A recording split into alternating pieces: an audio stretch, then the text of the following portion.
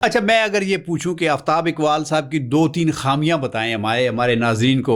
सारे लोग उनकी तारीफ़ करते हैं, तो हम जिसकी बहुत ज़्यादा तारीफ़ हो हम चाहते हैं कि कोई ना कोई ऐसा नुक्ता हमारे हाथ आए। तो रूबी अनम कोई 2-3 हमें खामियां बताए।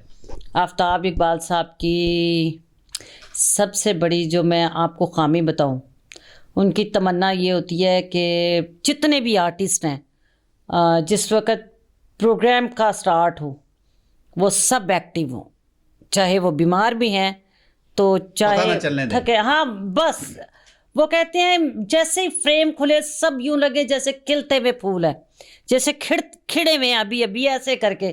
तो कई दफ़ा ऐसा भी होता है कि कई लोग बीमार होते हैं, किसी के घर में कोई बीमार है, कोई टेंशन है, लेकिन सबको यूं रखना पड़ता है अपना चेहरा।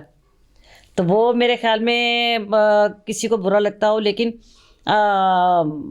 जो एक उनके प्रोग्राम की रिक्वायरमेंट है और कभी बंदा इस मूड में नहीं होता, और लेकिन वो हाँ, चाहते हैं। ये उनकी आपने खामी बताई, एक और हाँ, बताएं हमें। हाँ जी, वो ये ज़रूर कहते हैं, जो सबसे बड़ी खामी उनकी है, जो नमाज नहीं पढ़ता वो उसको बिल्कुल पसंद नहीं करते।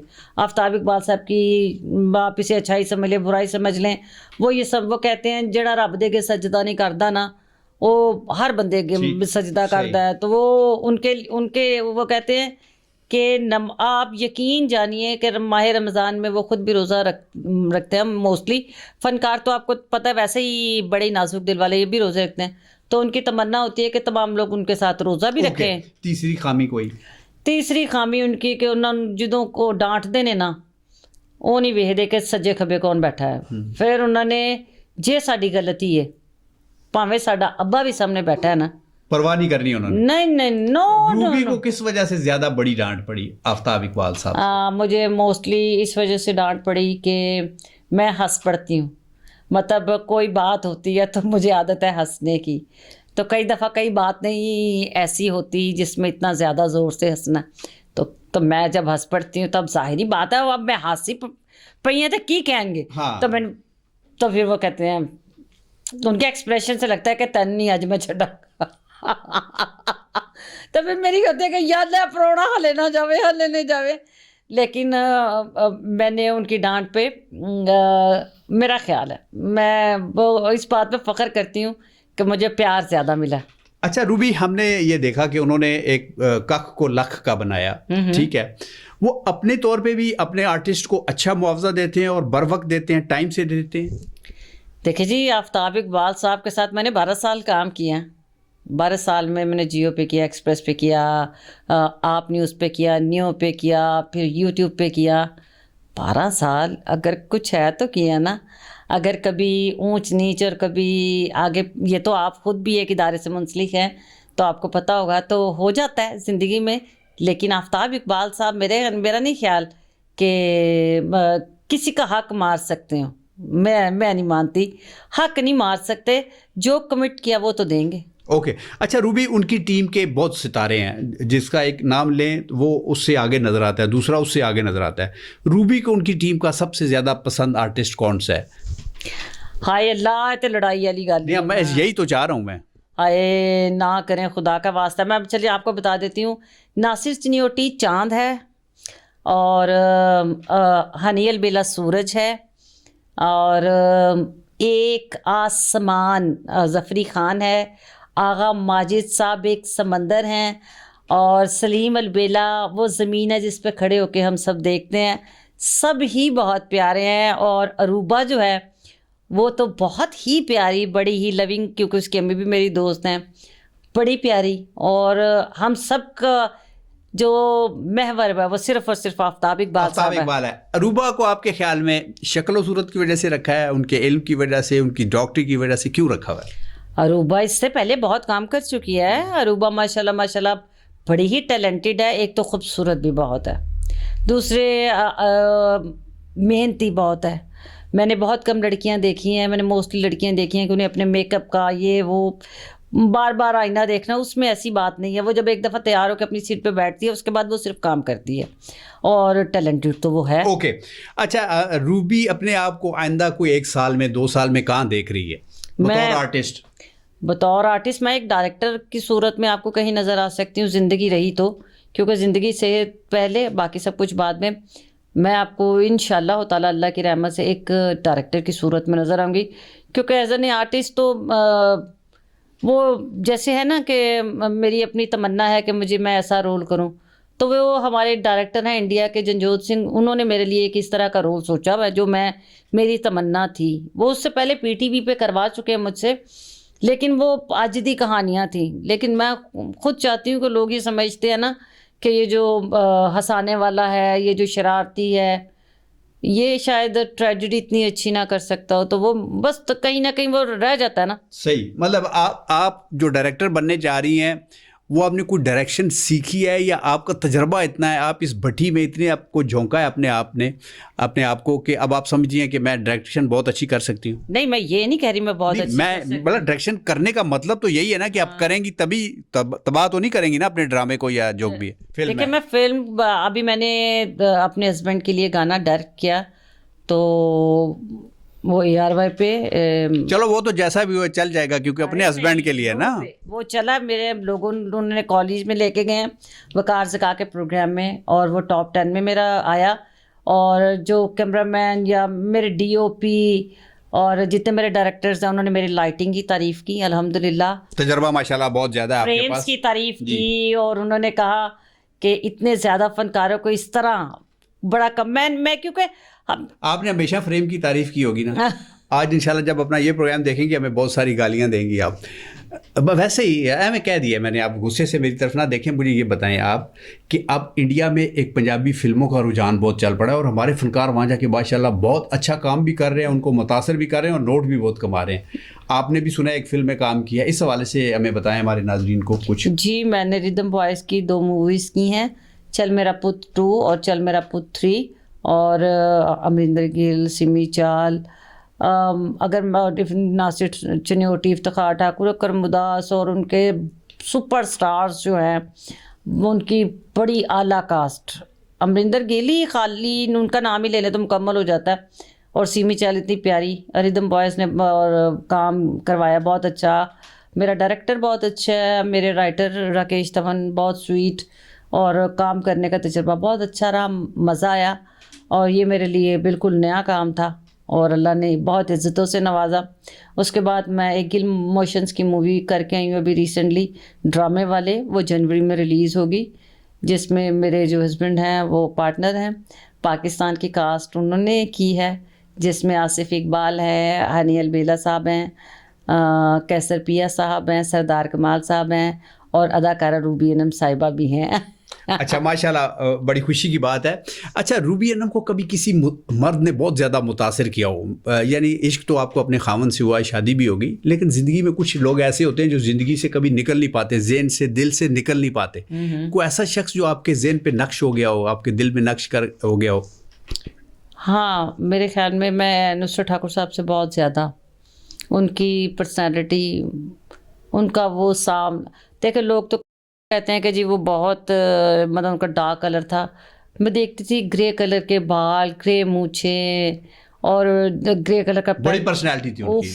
तौबा, मैं शायद मुझे उनकी बात करना, उनका पाई पीने का अंदाज़, उनका देखने का अंदाज, चश्मे में से देखने का अंदाज, बात करने का, उफ माय गॉड, क्या बात है, क्या बात। अच्छा रूबी, मैंने ये देखा, ये मैं अमूमन ये सोचता हूँ कि हमारे यहाँ जितने भी कॉमेडी करने वाले हैं, उनका सारों का अपना अंग था, अपना रंग था, अपना अंदाज था। और अगर उनका देखे जाए, थोड़ा सा उनका माजी देखे तो गुर्बत में परवरिश पाने वाले इतने मज़ाहिया, इतने हंसाने वाले कैसे होते हैं? और हमारे मुल्क में ये क्यों इतने ज़्यादा हैं कि हर बंदे का अंदाज़ भी अपना है, और उसने गुर्बत में से शुरू किया और मज़ा उसके अंदर कूट कूट के भरा हुआ। अभी आप यकीन जानिए, अब सुहेल अहमद साहब कभी गरीब नहीं थे। एक आध की तो बात नहीं मैं कह सकता ना, कभी खान साहब गरीब, कभी साहब की तो कॉमेडी की मैं बात नहीं कर रहा ना। कॉमेडी उन्होंने देखिए, मैं रंगीला की बात करें, मुनव्वर ज़रीफ की बात करें, मुनव्वर साहब गरीब थे। मुनव्वर साहब मतलब अपने तई तो ठीक है, उस वक्त फिल्मों में इतने पैसे नहीं होते थे ना जब वो करते थे। मुनव्वर साहब की तो फैमिली में ऑलरेडी ज़रीफ साहब थे, वो उनके जो बड़े भाई थे, और मेरा नहीं ख्याल बड़ी जद्दोजहद कर अमानुल्लाह साहब अब अमानुल्लाह साहब गरीब सन तो साडा की कसूर है? नहीं, मैं ये नहीं कह रहा कसूर है, मैं कह रहा हूँ कि इनके अंदर ये रंग कैसे पैदा हो जाता है मज़ा का। जब गुर्बत हो तो बंदा के दिल दुखी होता है, जब बंदे को भूख लगी हो दिल दुखी होता है, जब उसके सामने लोग पुलाव खा रहे हों, बिरयानियाँ खा रहे हों और उसको खाने को ना मिल रहे हो, पेट भूखा हो, तो उसके अंदर मज़ा कैसे पैदा होता है? मेरा सवाल ये है। क्यों नहीं होता? जब आपको अंदाज़ा है कि आपने ये काम करना है तो आपको पैसे मिलेंगे। जब आपको अंदाज़ा है कि यहाँ पर हंसाने से मेरे घर में कितने पेट में रोटी जाएगी, या मैं कितने लोगों के घर यानी संभाल सकता हूँ या संभाल सकती हूँ, या कितने लोगों के लिए बेहतर कर सकता हूँ, तो इंसान को फिर वो काम आ ही जाता है। मेरा ख्याल है मजबूरी सब कुछ सिखाती है, आपका कहने का मकसद मजबूरी ये है। भी, शौक भी, फिर खुशी, फिर मुशाहिदा हो जाता है फिर दो हाथों की क्लैप, ये भी आपको, ये बड़ा बुरा नशा है।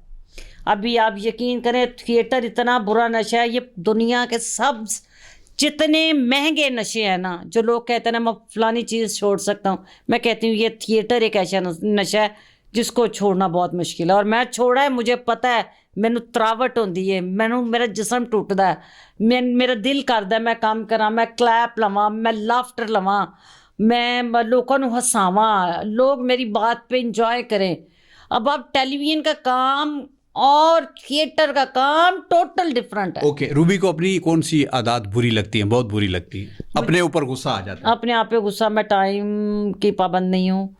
मतलब ये कि मुझे जब नींद आती है फिर मुझे कोई चीज़ नहीं नज़र आती, मैं कहती हूँ बस। मेरे अब्बू कहते थे ज़िंदगी में अगर जिस दिन तू अपनी नींदर दे उत्ते कंट्रोल कर लिया ना तो तू फातिहा बन जाएंगी। तो फिर एक टाइम ऐसा है, अल्लाह मेरे अब्बू को जन्नत में जगह दे, कि मुझे आफ्ताब इकबाल साहब के पास टाइम पे जाना पड़ता था, तो मुझे अल्लाह ने कामयाबियाँ दी, तो मैं अपने अब्बू को याद करती थी। मैं कहते मेरे अब्बू सही कहते थे, अगर मेरी नींद की आदत ठीक हो जाए तो मैं पाकिस्तान की कामयाब तरीन लड़की हूँ। ओके, अच्छा रूबी ना, कुछ मैं नाम लूँगा चूँकि टाइम बहुत ज़्यादा हो गया है, तो आपने जो भी एक फ़िक्रा आपके जहन में फौरी आए वो कहना है। कुछ सियासतदान हैं, कुछ फ़नकार हैं। आसिफ जरदारी साहब। आसिफ जरदारी सब कामयाब इंसान है। शेख रशीद साहब, एक उनको देख के मेरे चेहरे पे स्माइल आती है, सदके जावा अल्लाह मियां दी भी सुनी लैगा कदी है, निरियां गल्लां करन नाल ते कुछ नहीं ना हुंदा। नवाज शरीफ साहब तो अल्लाह ताला के एक बड़े प्यारी सी, वो एक ऐसी शख्सियत है जिन्हें बनावट की ज़रूरत नहीं है। शहबाज शरीफ साहब, अरे क्या बात है, मैं तो उनकी बहुत बड़ी फ़ैन हूँ, चाहे उनकी हुकूमत हो ना हो, वो कभी काम करे ना करे। मैं कहती हूँ मैंने अपनी ज़िंदगी में इतना मेहनती इंसान नहीं देखा, इतना टैलेंटेड, इतने मेहनती कि उफ तौबा। इमरान खान मेरे पाकिस्तान का मान है, मेरे पाकिस्तान का फ़ख्र है। वो इतना खूबसूरत आदमी और इतना खूबसूरत क्रिकेटर, सियासतदान के तौर पे तो मैं उन्हें इतना नहीं, लेकिन मैं उनके बारे में ये ज़रूर कहूँगी वो पाकिस्तानी हीरो है। ओके, बिलावल भुट्टो। नहीं, माँ छद के जाए, बिलावल भुट्टो को तो मैं ये कहूँगी कि मेरा तो भांजा ही है, क्योंकि मैं बेनज़ीर भुट्टो साहिबा को इश्क करती हूँ, तो उनके हवाले से वो मेरा भांजा ही है। और मैं वो कहते हैं ना अपनी औलाद के लिए भी कुछ भी शरारती होवे, वो मुझे पसंद है। ठाकुर साहब, आपकी फील्ड के जो इफ्तिखार ठाकुर मेरी ज़िंदगी में ऐसे ही है जैसे मेरी सज्जी अख। नासिर चन्योटी साहब। नासिर चन्योटी मेरी ज़िंदगी में ऐसे ही है जिवें मेरी खब्बी अख। वाह। सुहेल अहमद साहब, हुण तुहाडे कोल अखां दो ही ने, हुण करिए की? सुहेल अहमद साहब अगर वो ना हो, अल्लाह उनको ज़िंदगी सेहत दे, तो मैं कभी ज़िंदगी में ना उनको कभी तकलीफ़ में नहीं देख सकती। मुझे कभी ये पता लगे, अल्लाह ने करे कि उन्हें टेम्परेचर भी है, तो मुझे लगता है कि मुझे उनसे पहले ज़्यादा मैं बीमार हो जाऊंगी, क्योंकि मैंने उनके साथ इतना काम किया है, इतना प्यारा, इतने नाजुक दिल वाला, इतना अल्लाह वाला, इतना लोगों की खिदमत करने वाला, इतना छुप के लोगों का भला करने वाला। अल्लाह उसका हमेशा उस पर रहमत करे। नसीम विकी, माई लव, मेरा मशूकड़ा, मेरा जानी, मेरा दोस्त। बड़ी बात है। दीदार स्वीट हार्ट। नरगिस, उनकी बहन। गजाला नरगिस साहिबा एक मेहनती खातून जो जिस शोबे में गई है उसने अपना आप मनवाया। खुशबू तो प्यारी ही इतनी है। देखें, आप खुशबू का पूछ रहे हैं, आप उसके काम का नहीं पूछ रहे। खुशबू बहुत प्यारी है। अच्छा, अच्छी बात, आपने बड़ी गहरी बात कह दी। कौन से ऐसे 3-4 फनकार हैं, 3 का रख लेते हैं हम, आपका बस चले तो आप उन्हें घर बिठा दें और कहें आपको काम करने की ज़रूरत नहीं है, ये काम आपके बस का नहीं है?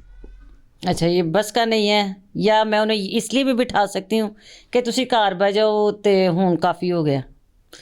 मैं अनवर अली साहब जो है उन्होंने ख़ुद ही काम छोड़ दिया, क्योंकि वो इतने बड़े फ़नकार थे। मेरा जी चाहता था कि अब वो काम ना करें, क्योंकि उन्होंने जिस क्लास का काम किया, ये वो लोग थे अनवर अली साहब कि जिन्होंने क्लैप के लिए अपनी बाजू और टांगें भी तुड़वा ली हुई हैं। अल-अमरा आर्ट्स काउंसिल के अंदर गिर गए हैं तो लेकिन क्लैप ली है। तो मेरा जी चाहता था कि अब ये काम ना करें। अब ये अपनी ज़िंदगी को एंजॉय करें और अल्लाह ताला की रहमत से वो अपने घर में है। अल्लाह मैंने ज़िंदगी सेहत दे, परवरदिगार करम करे। फिर वसीम अब्बास साहब, मेरा जी चाहता था वसीम अब्बास साहब थिएटर ना करें अब, क्योंकि वो बहुत ही क्लास के आर्टिस्ट थे।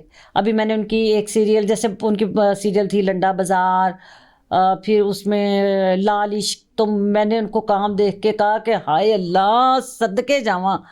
लेकिन अभी एक सीरियल मैंने उनकी देखी, मुझे उसका नाम तो याद नहीं, मेरा दिल करता है कि वसीम साहब प्लीज़ है वाला काम ना करो, वो करे जो आपने किया है, जो आपने लंडा बाज़ार या लाल इश्क में किया, बहुत प्यारे। तीसरा मेरा दिल करता है कि अमानत चंद को कहूँ कम छड़ दे मेरे नाल ब्याह कर, तो मेरे वास्ते वही गाना गाया कर, छत दे बनेरे हैं तो तेरे परछावे नहीं। क्या बात है। अच्छा, कौन सा ऐसा आपकी शोबिज का एक जोड़ा है, एक कपल है जो बड़ा आपको बेढंगा लगता है कि यार ये इन्होंने कोई ठीक फैसला नहीं किया? सारे ही नहीं, नहीं, कोई एक नाम लेना कि उसने सही फैसला नहीं किया अपनी इश्क का या शादी का या दोस्ती का।